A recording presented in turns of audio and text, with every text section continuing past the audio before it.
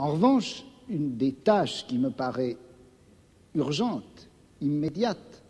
avant même toute autre chose, c'est celle-ci. On a l'habitude, du moins dans notre société européenne, de considérer que le pouvoir, il est localisé entre les mains du gouvernement et il s'exerce par un certain nombre d'institutions bien particulières qui sont l'administration, en France on appelle ça préfectorale, enfin je ne sais pas comment on dit ailleurs, l'administration, la police, l'armée.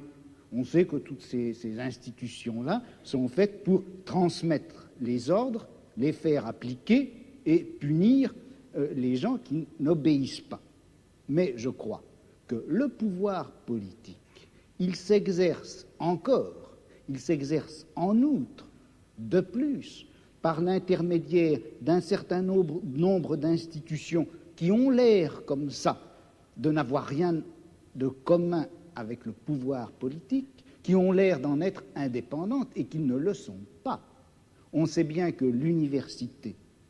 d'une façon générale, tout le système scolaire, qui en apparence est fait simplement pour distribuer le savoir, on sait que cet appareil scolaire est fait pour maintenir au pouvoir une certaine classe sociale et exclure des instruments du pouvoir toute une autre classe sociale. Quelque chose comme la psychiatrie, qui en apparence aussi n'est destinée qu'au bien de l'humanité et à la connaissance des psychiatres, la psychiatrie est encore une certaine manière de faire peser un pouvoir politique sur un groupe social. La justice également. Bon, et il me semble que la tâche politique actuelle dans une société comme la nôtre, c'est de critiquer le jeu des institutions apparemment les plus neutres et les plus indépendantes, de les critiquer, de l'attaquer